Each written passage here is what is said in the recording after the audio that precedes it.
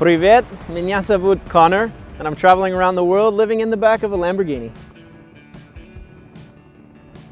I wanted to come to Belarus to check it out, and obviously I'm on a path to get to Russia and down to Kazakhstan, Uzbekistan, Tajikistan, Turkmenistan, Afghanistan, and all the way to Asia. Belarus was always like something different, something interesting on the list. I want to see like what it really is, because you hear a lot of stuff on the internet, a lot of things on the TV, but it's never from people that go there. But then when I got to the border, this thing was 2 guards, and they were like, do you know where you're going? Like, are you sure you want to go there? And you know, it made me question for a second. I'm like, wow, like even if the border guards are saying this, like what's gonna happen over there? But everyone here has been so friendly. I mean, the immediate point at which I came onto the Belarusian side of the border, first they were like, what is going on? Like, what is this car? What's this guy? Like, he's crazy. And then I started talking with them and they spoke some English and everyone was so friendly.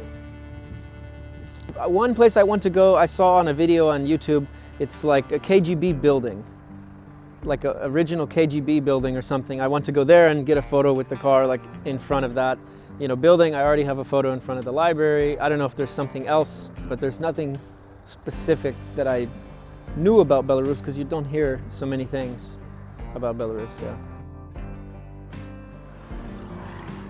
The first thing I noticed, all the cars are very dirty, very salty. Same as Poland, you know, every car is like white or gray. Not because they came out of the factory that way, because all the salt's like kicking up, you know, and getting all over the cars.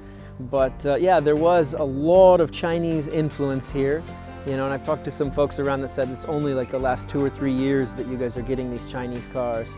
But it's kind of funny like seeing the little Chinese, you know, symbol on the car. And from the West, like in America, we don't have any of these cars at all. I've always been an Audi fan, which is why I got the Lambo, because it's, you know, Volkswagen group. But I've been a Ford guy. I mean, my first car when I was 16 years old was a Ford F350 diesel crew cab long bed. It was like 7 meters long. And yeah, I've always loved Ford. So I mean, my like dream car right now is like an old Ford Highboy from the 70s or like early 80s maybe.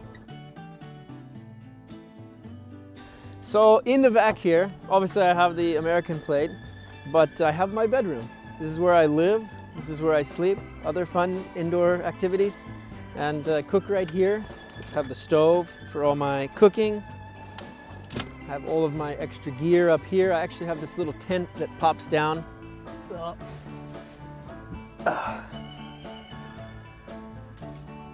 I've got the winch on the back just in case I get stuck, and it's actually in a trailer hitch American style, so I can put this on the front and winch my way out, or on the back depending on where I'm at. Actually, we could leave it. So moving on over to the side here, I've got some extra straps and things, so in case the winch rope is not long enough, I can use that. I've got all of my gear here, bug spray, I've got my deodorant, hand sanitizer, sunscreen, and fire extinguisher, car cleaner. Just everything's Velcroed, quick, easy. Got my toolkit, my fingernail clippers, which I use. I can just like cut my, there we go. It's dual purpose because these are also wire strippers, you know, for cutting wire. And then on the side of the car, I can do my little manicure. Yeah. Before dates, like, the other night I was going out with a Belarusian girl and I was like, oh, my nails are too long. I cut. And I like quickly did this as she was walking up and I was like, oh, hi. So, you know, it's everything dual purpose, right? I try to have things that don't take up tons of space and tons of weight because I have minimal space in the car. Under here, I have a fridge, which has all of my foods, and I've got some meat, some eggs. Yeah, I have, this is Belarusian. Good ski. Yeah, so that's that. Now in between, I have all of my batteries set up, and then I actually have another fridge on the other side. So under the bed, I have another, lots of hair. I don't know, maybe Belarusian, maybe Polish, I don't know. Who knows, could be Czech. I've got another fridge over here, and then we have here, this is like the heart of the whole operation. So I have all of the batteries underneath here.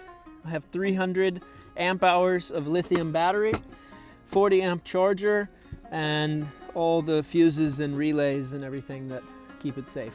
So this is my water filter. It's from Lifesaver, and essentially I can pump it up and then clean water comes out on this end. So I can put dirty water in here like lake water, river water, etc. And it's got an internal filter that makes it come out clean, which is great because getting water in places in the world can be difficult.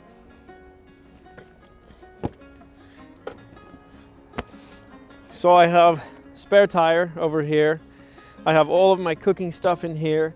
I have all sorts of like extra shoes and random camp gear here. Table, chairs, extra 20 liters of gas tank. I have my bathroom shovel, which is important. I've got the Belarusian flag, which I don't understand why they're so small here. Normally the flags are much bigger. And then I have this little fishing pole here, which is actually a light that goes up like 3-4 meters up in the air and attracts all the bugs. So if I'm in like a super buggy place, the bugs go to the light and I can be in hopefully more peace. Yeah. And over here there's an awning that pops out. So if it's like super rainy or sunny, then I can be protected by that. And this bumper is ugly, I know, for sure. Like I did it with a buddy in Romania and it was fast, it was dirty, it was just something to like temporarily get it protected, and we ran out of time to like totally finish it because I didn't have a long enough Schengen visa. So I had to flee Romania like to Serbia on the day that I like finished putting this together. So this steel came out of someone's trash bin and we just like laser cut it and I drilled the holes and left to Serbia that night. So I have no skid plates on the car right now. Like nothing is protected or finished. I almost totally killed the car the other night in some frozen ice, but at least it keeps the front like semi-protected, but I do need to find a shop somewhere along the way that can help me do skid plates and bumper and all that. The problem is like a lot of places, they just want to scam you. You know, it's total scam artists. Like there was some guys I was working with in Germany that did a bad design, and then there were some guys in Poland that I was going to work with, and they wanted, you know, they see this badge and they think they're just going to milk you for money. Yeah, I mean, essentially before, like I did commercial construction, you know, I started when I was a really young kid, and like my parents didn't, you know, have really much of anything in that regard. I just started building things. You know, I would jump in dumpsters and like trash bins and start pulling things out and just building things. And eventually like some people, neighbors were like, oh, can you like build us a little house for our chickens? It didn't look very good, but that was how I started. And from there, like by the time I was 16, I was remodeling houses, and I started a construction business and real estate and just started building and building and building. And I did everything. I mean, you know, I always loved working. I would work like 18-hour days every single day.